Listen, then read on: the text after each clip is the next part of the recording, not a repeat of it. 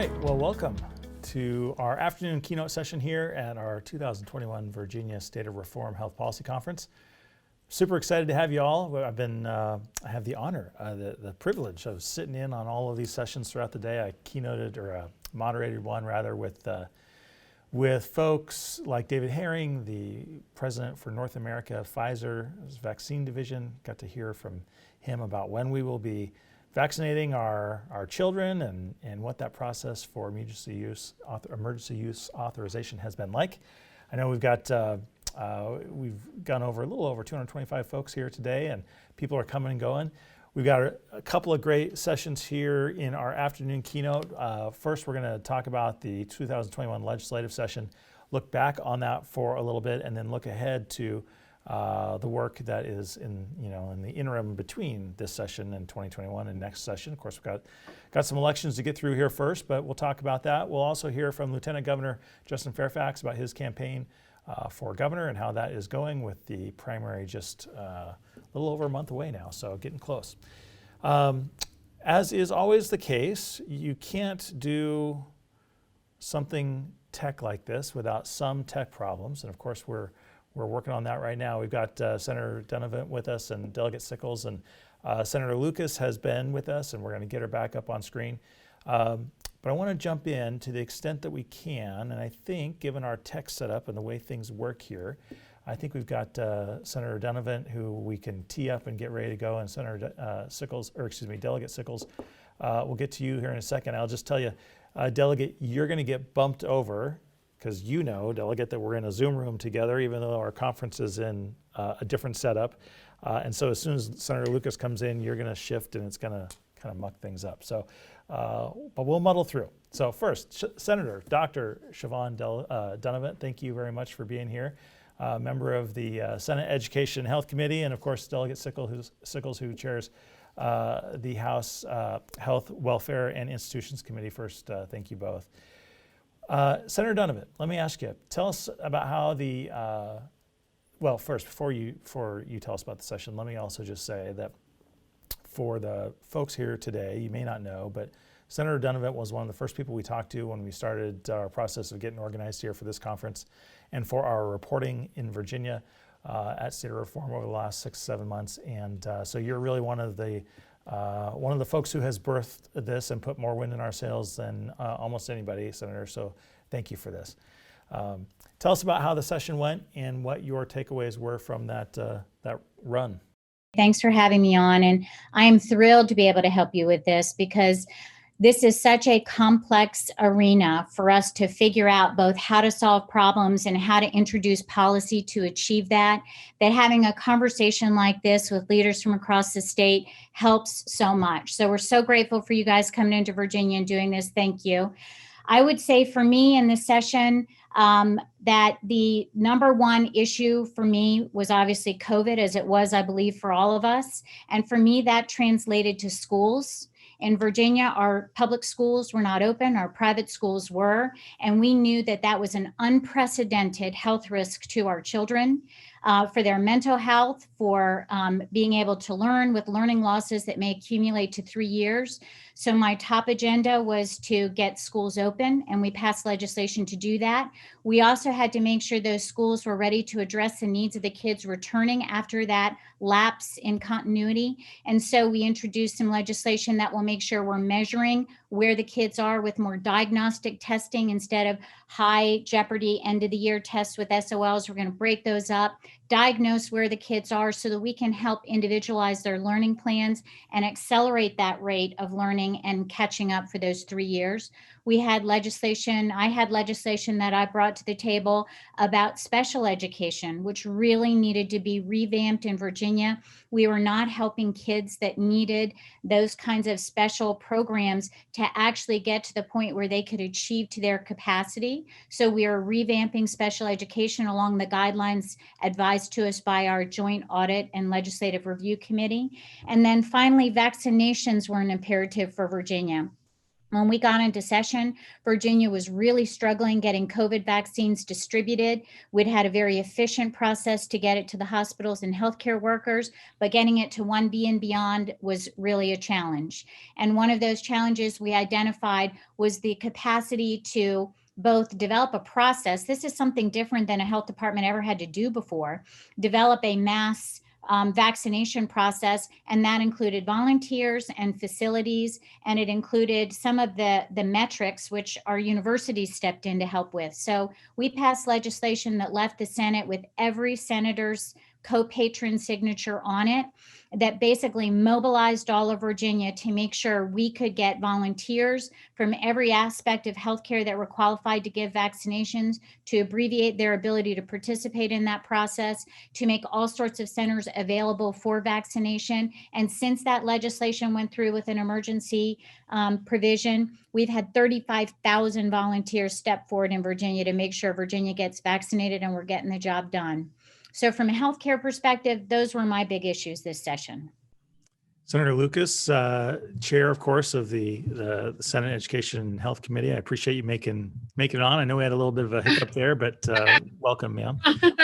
I finally got on, and thank you so much. And I knew if Senator Dunnavant went first, that she was going to mention all of the issues that was near and dear to my heart as well. But I still have a couple more that I think I can mention. And she's correct. I think those issues surrounding health, and especially this has to do with our children, that we were all pretty much on the same page. But I have one more thing. I introduced Senate Joint Resolution 308, and it's to ask JLOC to do an audit and review to study the impact of COVID-19 on Virginia's public schools, students, and school employees, including number one, examination and determining reasons for barriers to student success in virtual and hybrid models, as well as the overall impact of COVID-19 on learning restrictions and previously existing student achievement gaps, student achievement, and student well-being, including any disproportionate impact on at-risk populations, determining the impact of the COVID-19 pandemic on staffing levels, including the impact of teachers and school employees, retirement and resignations, and on delivery of institutions and the ability of local school boards to fully staff their needs in employment levels and local budgets. But you know what? I think that right now is a prime time for us to look to the next session, because I think with the article that was in the newspaper today at the federal level, where the president is going to be appropriating $1.8 billion to focus on education for children, for childcare and paid family leave, and the fact that I went to the bill signing with Delegate Sickles yesterday, for the signing of the Speaker Fillicorn's bill that's going to expand child care and training to students, and especially those students who are at risk, which means that even though parents who are like within 80% of the median income will be able to qualify, the students who are at risk will be the ones who will be most targeted. So with that, I'll just wait and hear what Delegate Sickles has to say, and then we'll respond to your questions. Delegate Sickles, that sounds like a pretty good tee up for you. Thank you. Thank you, DJ. Thanks to everybody for tuning into this. We've continued, particularly, a function of our caucus emphasis on getting healthcare for everybody, to expand access and do the things that we can do to expand access, and also to keep people in their homes longer.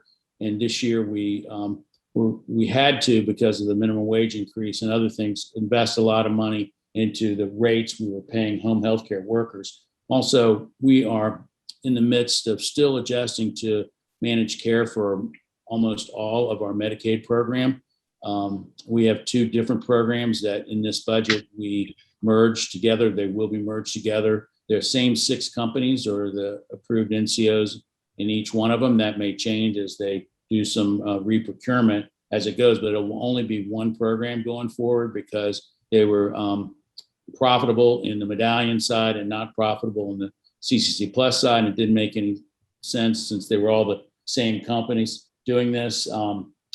There are complaints about managed care as we switch from being fee-for-service payers to an oversight agency. And there's been some pain with that. I think the DMAS has created some internal review panel so they can air these grievances a little bit better and make progress on that. But we are going to have joint subcommittee oversight hearings on this later in the year to look into managed care and how they're operating. We created a healthcare exchange last year, and this year I had another bill to amend that to allow the tax division to query people on a voluntary basis on whether they had healthcare insurance, so they can be followed up with by social workers. We passed a reinsurance program to help reduce the premiums in the individual market. That will be a program in the Bureau of Insurance. There's so many changes going on in Washington right now. I think many of the people on this Zoom probably heard some of that on your other panels today. That is going to probably delay a little bit the putting the reinsurance program into place, because it makes a lot of difference. Makes a difference to the federal government side where the subsidies are going. And if we were to make permanent the subsidy from the 400 to 600 federal poverty level, the numbers for the reinsurance program would be different. But we're really looking forward to getting that funded in the governor's outgoing budget. I had a drug transparency pricing bill that we're going to shake and bake the numbers from the wholesalers, the PBMs, the pharmacists, and the manufacturers to find out where the price on a large scale and an aggregate level, where the price problems are. Last year in 2020, this is not really this year's report, but we're able to bring people together to have a surprise billing resolution. And I think that's been going well, so that the people, out of network in an emergency room or other places don't get hit with these $10,000 bills we hear about in the newspaper. We passed Senator Dunnavant had this bill in the Senate, a reform bill to allow pharmacists to distribute or to initiate treatment of some drugs.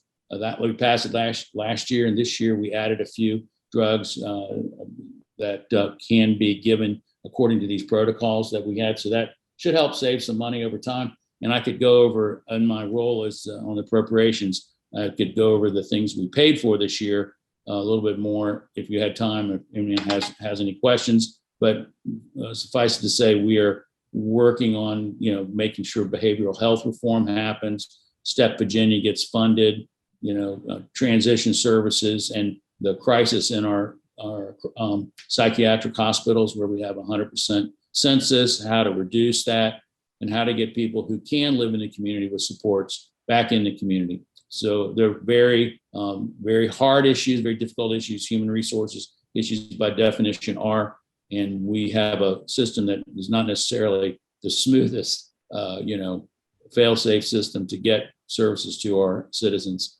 I am reminded, Senator Lucas, of an adage I heard from a longtime legislator not in the Commonwealth, but in a different state. A longtime legislator said, "Forget what you heard. The enemy is not the Democrats or the Republicans. The enemy is not even the chamber. The enemy is the administration." And it sounds like there's a lot of bipartisan spirit amongst at least the three of you. How have you found working vis-a-vis the administration during this session? And maybe some thoughts on this administration and what it portends perhaps for the future. Well, of course, I've worked well with this administration, and even though we have our differences on some issues, and I think it's unreasonable to think that we're going to be all on the same page for everything. So we've had some differences, but I think overall, working with this administration has been probably one of the best. I think it's been one of the most progressive, and of course, that's to my liking. And so I think going into the future, we can pretty much expect the same thing. We're not all going to ever agree on every issue. But I think overall, working with this administration has been wonderful. Senator Dunnavant, how about that bipartisanship in the legislature? It didn't feel terribly bipartisan at the beginning of the session as legislators were thinking about, timelines and special sessions and all of that. But it sounds like a lot of good bipartisan work got accomplished. How would you describe the nature of partisanship in Virginia politics these days? I think it depends upon what part of politics you're talking about. I am very fortunate to be in the Senate, and I have found that the two parties work very well together. There are obviously things that we disagree on, but I always legislate with evidence. And I am always looking at evidence, and I find that to be a nonpartisan, persuasive entity. And I think when we can build consensus, I honestly believe we care about the same problems and the same issues. We just often have a different way of getting to them. There are people that I work with throughout the administration that have been there through previous governors through now, that I work with to, you can't offer a solution to a problem if you don't understand how the system already works. So you have to work with the people that are already implementing what exists in Virginia, hear what their insights are to making improvements, and include that in the overall strategy for solving a problem. But it's the same, it's kind of like diagnosis. You have to agree on the problem. You have to get consensus among your peers that this is a problem worth solving. Look at the evidence about what might be the best solution and the best outcome. Stay focused on those outcomes and legislate that way. And for me, that is the way that I build bipartisan relationships, because I'm not trying to trade on emotion or, some sort of power surge. It's really about getting the job done right based on the evidence before us. And I find that a very consensus building place to be. So Senator Dunnavant, give us a window into the back room, the caucus chambers, where you are a leader on healthcare amongst your caucus, and people have honest conversations and concerns, usually honest, relatively honest in caucus. What is it like being looked to as a leader in the Republican caucus, trying to focus on evidence-based health policy when some of the national policy politics, rather, some of the national politics is sometimes a little more abrasive? It is, and I think we're all thankful we're not in the national field. So I'd much rather be in Virginia, where we can make things happen and find consensus. As far as, the honest window into the caucus is that there are always dual conversations. There is what is the evidence and what is the best policy and what do we anticipate the outcomes and the pitfalls of a piece of legislation.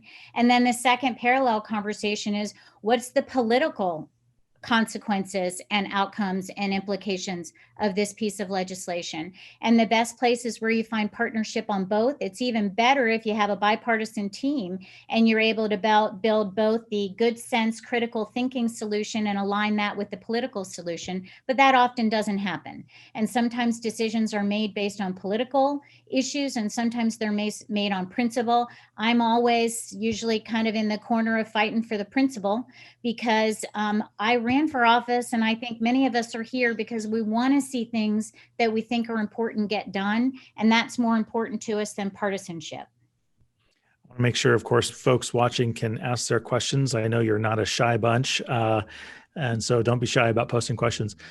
Delegate Sickles, let me ask you a similar question, which is, in the Democratic caucus and the party writ large, there's quite a diversity these days, ranging from wholesale revolution in healthcare and more focused incrementalism. Given that breadth within the caucus, how do you work towards trying to build consensus amongst your party on issues in the House? Well, I try to focus on practical results, what actually works. There are proposals that get introduced that are really high level, the things that we really can't do. And we have to deal with that, what is achievable within our resources here. There is always a debate about how much we can save in the future by investing now. And in the healthcare area, there's a lot of savings at the other end if we make sure children are healthy growing up and get all the treatments and the vaccinations and things they need when they're kids. And I think there's a benefit to society of having a healthcare home, and we disagree about that sometimes because we really want everybody to have the same general level of care as everybody else. Don't think there should be vast differences in the type of care that you receive based on your income or where you come from. And we have a lot of disparity in Virginia and in rural areas and our inner city areas that our caucus wants to, work on resolving. And it makes it a little bit more difficult in our delivery mechanisms, like our CSB system, if you can call it a system. So, I think I'm really interested in working with people on both sides of the aisle that want to work toward practical results that we can look to and see results the other side. And this evidence-based phraseology has been really big the last few years. And I know our Medicaid agency is using it a lot and trying to make sure we're getting the most for our money. But it is a long-term project. Senator Lucas, my question is, how do you sort of see the politics of healthcare impacting the 2021 elections, either in the governor's race or in legislative races? Give us a look ahead about what we might expect. Well, I think we've said maybe in different ways that we all have the same goals in mind. We just may have different approaches to how we get there.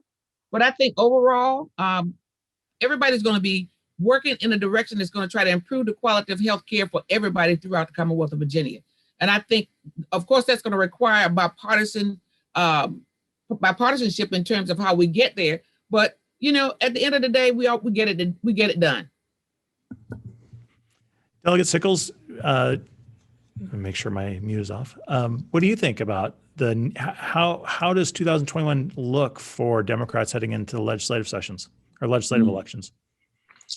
Yeah, I think, unfortunately, we're not going to be able to run in new districts. And that means, I said unfortunately, because that will require us to likely run 3 years in a row. We're not going to get our numbers from census to be able to draw districts until late summer. And that's not enough time for the Department of Elections to run an election in the new districts and make sure everyone's in the right district. So that is, I think our incumbents are pretty strong.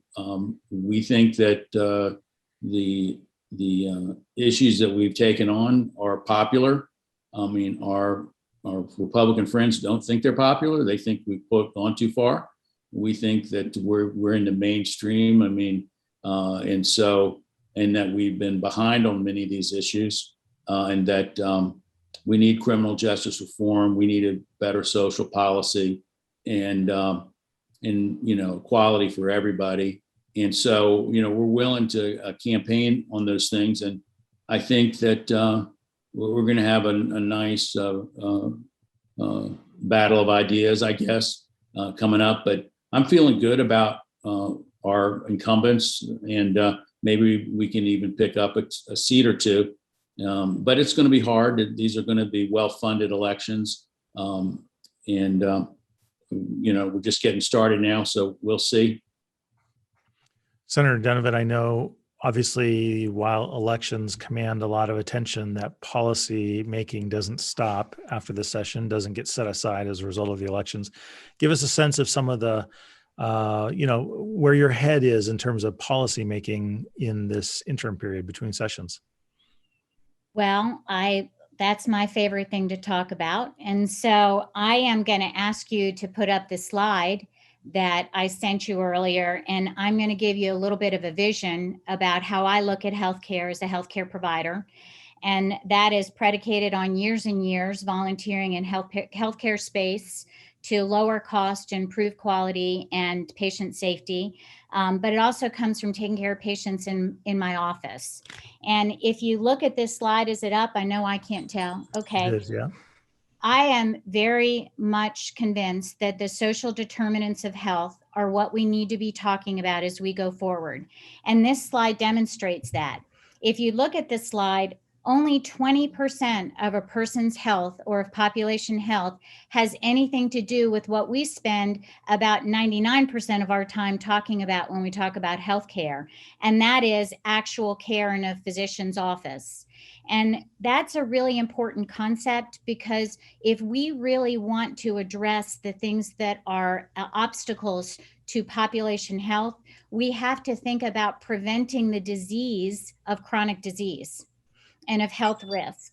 And so when I look at policy and I look going forward, I'm going to point out, I think these are things we can agree on. And I think that we have a preponderance of evidence that shows us that this is where we need to be legislating and developing policy. So if you look at this scale and we talk about kids, and Delegate Sickles was referencing this earlier, we need to make sure that we are addressing the needs of kids early. And we can do that. This year, I was able to get legislation in where we'll be able to provide telemedicine in schools. We need to be assessing kids in schools and screening them for all sorts of risks, whether it's childhood trauma, which is a huge obstacle to future health and success, whether it's other issues in the home, mental health issues, whatever it is. We want to make sure that we can wrap around children the services they need, not just in healthcare, but in all these other things that will help them succeed and actually have health going forward in population. One of the things we need to do for kids is we need to disassemble the zip code segregation that we have existing now in Virginia. If you have a child born in one zip code in Virginia, and we've had this data for 10 years from VCU, if they're born in one zip code in Richmond, Virginia, they are doomed to die 10 years sooner than a child born in another zip code in the same city. And that's because these social determinants of health are there's such a big disparity. We should be legislating to make sure we correct those for children. If we look at this figure for adults, I totally agree with Delegate Sickles that we need to be thinking about a patient-centered medical home. We need to provide holistic care. I think that's how we can get to solving the problems of behavioral health and mental health that we have in adults. And I think we can follow suit. North Carolina is doing amazing things with advanced medical homes, where they are making sure wraparound services that intersect with all these social determinants of health are easily accessible to providers in those advanced medical homes. And so I think we need single entry into services with the state. It's such an obstacle for people to qualify for the other. When somebody comes to us and they say they're in need, we shouldn't just qualify them for Medicaid. We should see, do they need help with education? Do they need help with housing? Are they in a safe place? There's no reason they should have to apply to a different silo. And that kind of brings me to a philosophy. I think we ought to be looking at developing policy that helps our citizens, not in this kind of siloed bureaucratic way, but in a much more biologic way, where these are interactive systems that are interconnected. And so when I'm thinking about policy and going forward, you'll see that most of my policy is finding what I can capitalize on in a particular session that's addressing this vision for Virginia and the vision of population health. I think there's a lot of changes we can make in insurance. If we look down here at health behaviors, 30% of what this diagram suggests provides health. And we look at what the private sector has done with large healthcare plans, where they actually have incentivized the health behaviors that help people get well. We could do that in our individual marketplace too. And I've proposed legislation that's being studied in the same studies we referenced earlier at the Joint Commission of Healthcare. So that's kind of the format and the vision for me going forward. And I think that's something that we have the evidence to support will have a better outcome than just treating disease. And I think we also have the evidence that can kind of bring us together to make this a consensus bipartisan plan. So Senator Lucas, let me ask you, what's on your list of work that is either undone that you want to tackle now that the session's over and help build a coalition to support? Or what are the new things that you have teed up that you want to try to, have conversations about in the months ahead? Well, as you know, I've been doing a lot of work around criminal justice reform. And in fact, there are still a lot to do with the legalization of marijuana, to include funding that we're going to be requiring for educating our people who are under 21 years old about the do's and the don'ts. And of course, that's going to be for everybody all across the board. But that's going to be one of the areas that I'm going to focus on, because I think the fact that we're going to legalize July 1st of this year, there's still a lot of educating that we need to do to the public, and especially for underage persons who might try to participate in this whole process. So I'm going to be working with that, but also trying to make sure that that all Virginians have an opportunity to drive, walk, wherever they choose to be without being harassed by police officers. I mean, so there's still a lot left to be done around criminal justice reform. And for me, that's a health issue for Black and brown people. So Delegate Sickles, let me ask you to start this last question that I'll ask each of you to answer. Politics can sometimes be a dark place. It's also a hopeful place, and there's two sides to that coin. And coming out of a legislative session can sometimes leave people a little bit worse for wear. They got to kind of lick some wounds to get through it all. But as you look ahead to healthcare, health policy in Virginia, what gives you hope? What are you excited about as you look ahead to the next 6 to 12 months? Thank you. I'm really excited about a skilled nursing center reform. We need to do a better job in this whole area. The Joint Commission on Healthcare is studying workforce issues related to the skilled nursing industry now. And we just need to step up and do a better job. We need to pay for it. We need to have qualified people taking care of our grandmothers and grandfathers and aunts and uncles. We have a demographic bulge coming with people that are going to need those services. And as I mentioned earlier, helping people stay out of these centers for as long as possible is part of our job too, because that's what everybody wants and it's cheaper.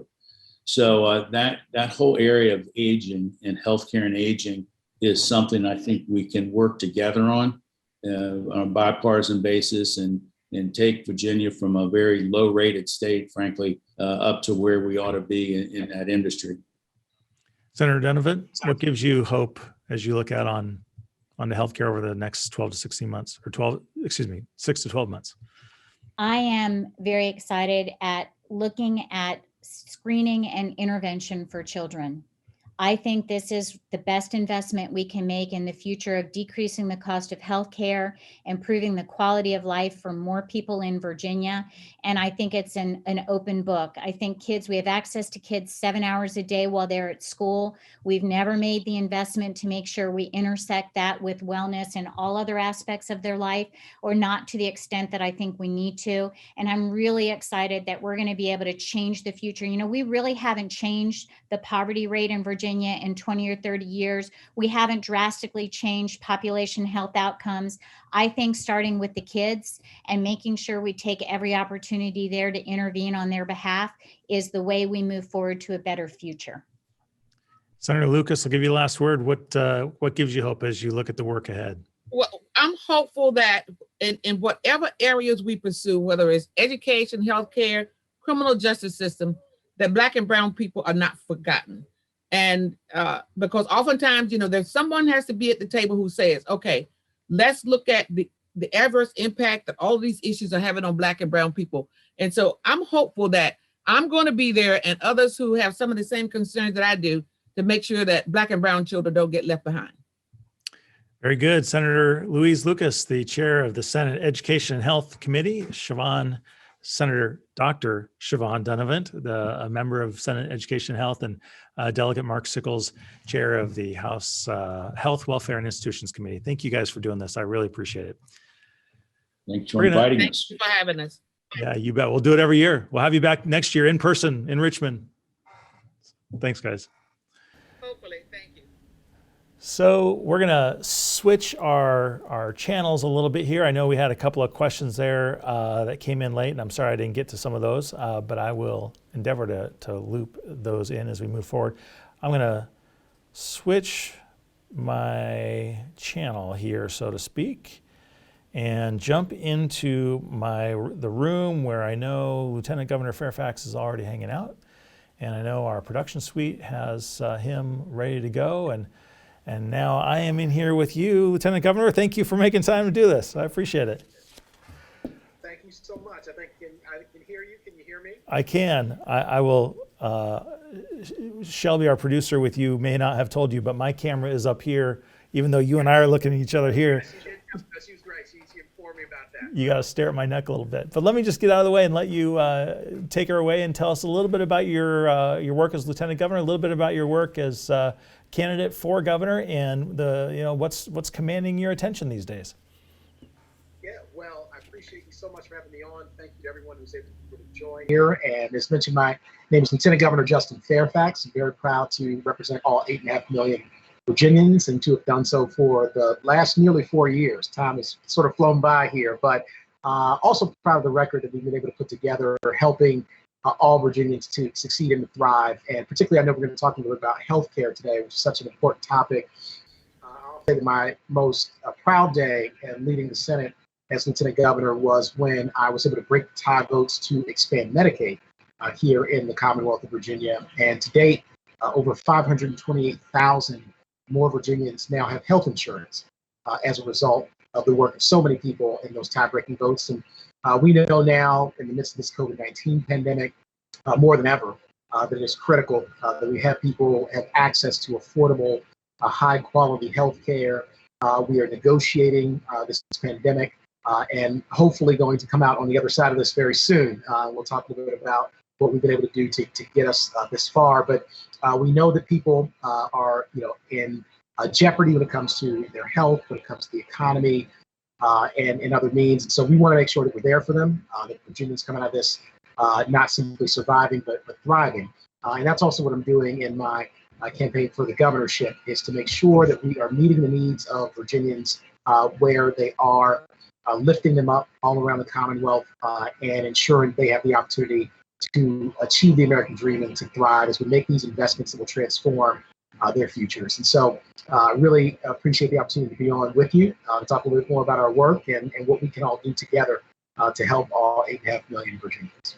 So Lieutenant Governor, give us a sense just of, you've obviously run for statewide office before, and give us a sense of what this run for statewide office has been like, as an individual. We'll get into policy and politics and all that stuff, but personally, what has this been like? As you mentioned, I have run for statewide office before, actually twice, and I ran for Attorney General of Virginia back in 2013. Seems like a lifetime ago, and we came very close in that election in the primary, won a little over 48% of the statewide vote, but didn't quite get there. And so 4 years later, ran for Lieutenant Governor. We were successful in the primary, having won a little over 48% of the vote again, and in the general election. And this time, it really is an opportunity to continue to connect with those communities that I've been very fortunate to get to know very well over the last nearly decade, and understanding their needs from the ground level, from the community level, understanding the needs of small business owners and faith communities and families and school districts, and really crafting solutions that meet the needs that they have. And of course, being adaptable in this environment with COVID-19, it really has exposed so many of the inequalities, the inefficiencies in our society, and so much of the work that we all have to do to make sure that no one falls through the cracks and we're lifting everyone up. And so it's been different this time, obviously, in the virtual environment, which we're in right now, having to contend with some of those external factors. But it also has been, I think, really important in this moment to highlight public service, reaching out to each other, and making sure that we're all getting through this together. And so it's been a unique experience running this time in that way, but also one that I think is uplifting. So how do you think that health politics, the health policy, let me ask it this way, how have the politics of health policy impacted this race, either directly or contextually? How is this election shaping the health policy conversations Virginia will be having in a year? Tremendously. I think that this pandemic has put forward front and center the importance of our health policy, of access to affordable, high-quality health care. In this case, of course, also access to vaccines, which we have seen really be not just in Virginia, but around the nation, around the world, become of paramount importance to people's health and getting through this pandemic. I'm proud that in Virginia, we really are making tremendous strides to get people vaccinated. We've received now somewhere in the order of about 7.5 million doses. We've administered about 81% of those, about 6 million. We have about 40+% of our population has received at least one dose so far, and about a third of our population, about 2.5 million people, are already fully vaccinated. And so it is work that we have to engage in every single day to make sure that we are delivering, and also to make sure that we're doing so equitably, and we're not leaving communities that historically have been left behind out of the scope of our efforts here to vaccinate everyone. So, but really what it does is it, I think, reframes the debate in every context to say, how do we then going forward rebuild in a manner that addresses what has been exposed during this COVID-19 pandemic? How do we make sure that people have adequate, not just jobs, but adequate wages to take care of their families? You mentioned specifically healthcare, and that is of paramount importance. We have about 600,000 to 700,000 Virginians who are uninsured today. About nearly 100,000 of them are children. And so I think we have got to redouble our efforts to get not only our adult population insured, but our children insured through the various means that we have currently and that are coming online. So we know that we'll have a state-based exchange here in 2023, and we're making preparations for that. But we also have access to, in addition to the expanded Medicaid, which, as I mentioned, about 528,000 now newly on the roll since it was expanded, about 120,000 just since March of last year, when the governor declared a state of emergency when this pandemic fully hit here in Virginia. But we also know that we have access to FAMIS and FAMIS Plus for our children under 19. We've got to make sure that we're streamlining the process to get them insured. About 46% or so, 46,000, nearly half or so of our children are eligible, of that nearly 100,000, to receive that insurance today. And I think we've got to make sure that we're doing everything to make sure that they have access and they get signed up for that insurance. And with adults, particularly for working families, this has been a huge issue. When, as you know, a breadwinner or working adult, working members of the family get ill, it has a cascading impact negatively on that family, on that community, and ultimately, I think, on our economy, our society. So of the uninsured, about 82% come from working families.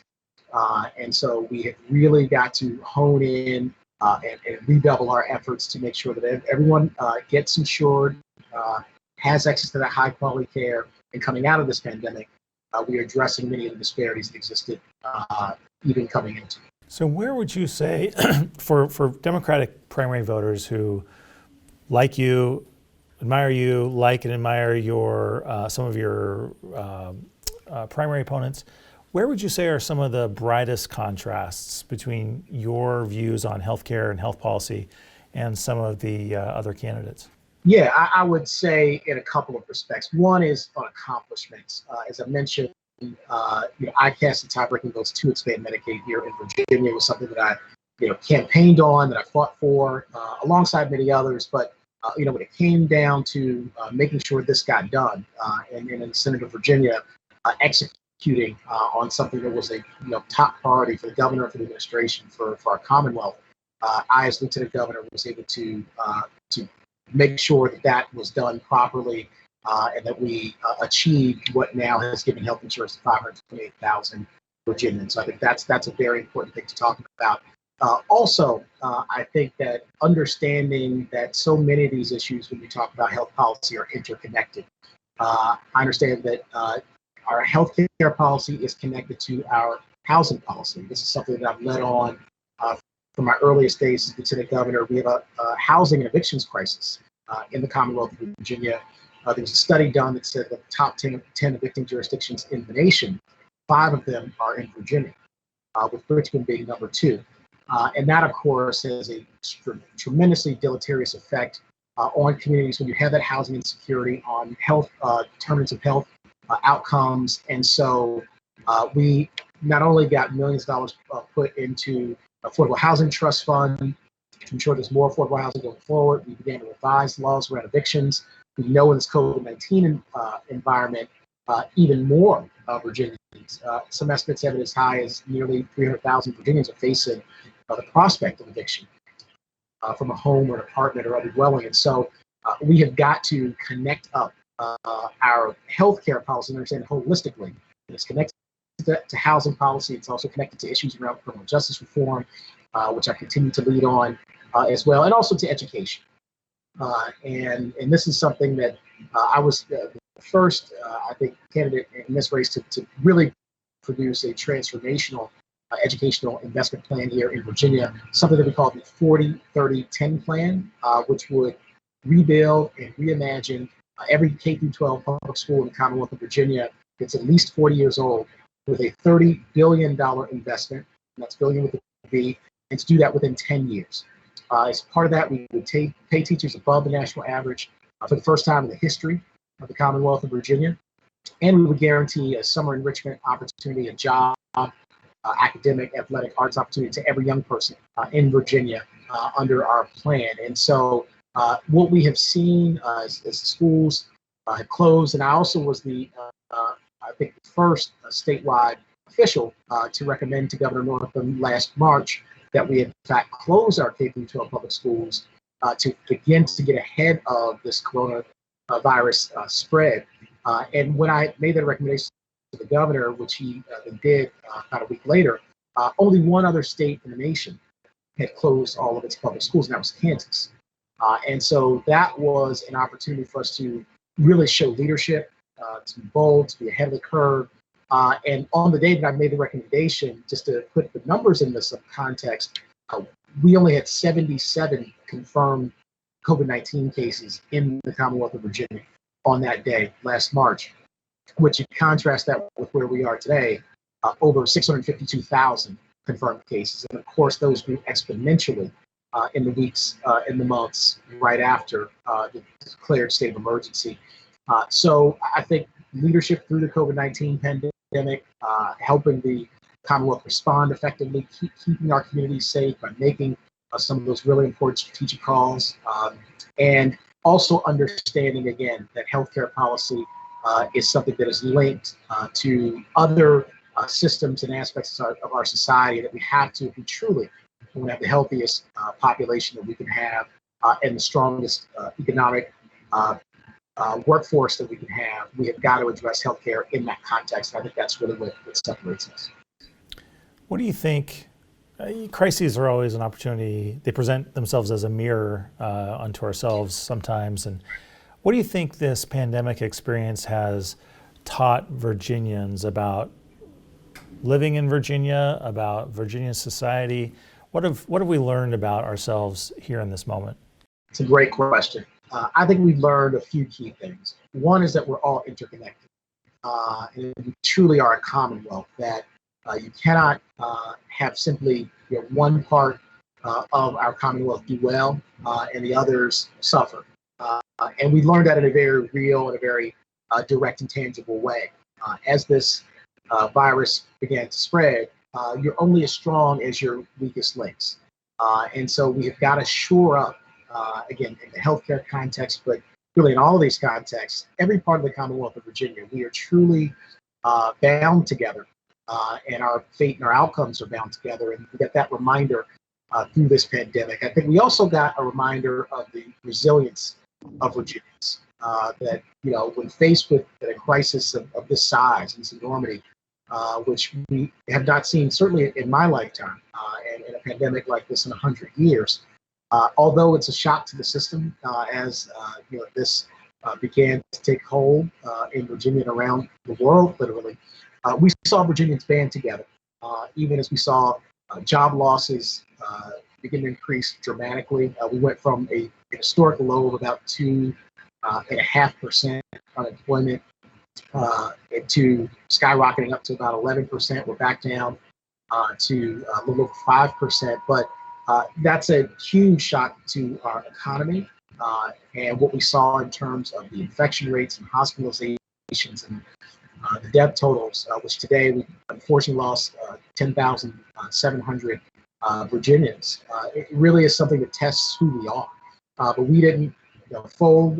We didn't say that we can't do this. We instead got together, buckled down, used all of our resources, including in our communities. We have people stepping up in our faith communities, in our not-for-profit, educational sectors, and everybody wanted to lend and pitch in to make sure that we're getting through this. And that was inspiring to me. It was a reminder of who we are when we're at our best. And I think that those are some of the lessons that will hopefully endure, so that when we rebuild, we are doing so to rebuild every part of the Commonwealth and understanding that we have to do this together. Well, Lieutenant Governor Justin Fairfax, I will tell you, of course, we invited all of the major candidates from the major parties to join us. Some of them were willing as long as we would give them all of the questions in advance. Some of them were willing as long as they didn't have to talk about healthcare. You were the only one who was willing to take any question I threw at you and didn't want it scripted. I really appreciate you making time to be with our audience. Thank you, Lieutenant Governor Justin Fairfax, candidate for Governor of the Commonwealth of Virginia. Thank you all so much. Take care. He is our final voice. Great way to go out here at the end of this 2021 Virginia State of Reform Health Policy Conference. I really appreciate you being with us. Over 225 folks registered. Some really smart conversations ranging from senior leaders for the North American continent to people working right on the street with homeless shelter, providing homeless shelter services, and all points in between. This whole conversation is possible because you guys come and you show up. So thank you for doing that. Thank you for coming and registering. Thank you for speaking. Thank you to the Healthcare Council and to the Virginia Health and Hospital and Health System, Virginia Hospital and Health Association, VHHA, to be as our sponsors. I just am so appreciative that you let us play this role here at State of Reform in the conference, but also in your inbox when we send you an email once a month for our 5 Things We're Watching newsletter. Again, my name is DJ Wilson on behalf of a big slew of folks here. I always screw up when I try to name them all. I'll just say thank you again, and be well and be nice to each other. Take care.